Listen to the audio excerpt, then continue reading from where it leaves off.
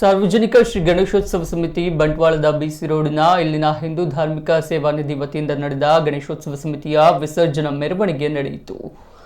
ಈ ಸಂದರ್ಭ ಶುಕ್ರವಾರ ರಾತ್ರಿ ನಡೆದ ಈ ಮೆರವಣಿಗೆಯಲ್ಲಿ ವಿಸರ್ಜನಾ ಪೂಜೆ ಬಳಿಕ ಟ್ಯಾಬ್ಲೋದ ಮೂಲಕ ಗಣೇಶನ ಮಣ್ಣಿನ ವಿಗ್ರಹವನ್ನು ನೇತ್ರಾವತಿ ನದಿಯಲ್ಲಿ ವಿಸರ್ಜನೆ ನಡೆಸಲಾಯಿತು।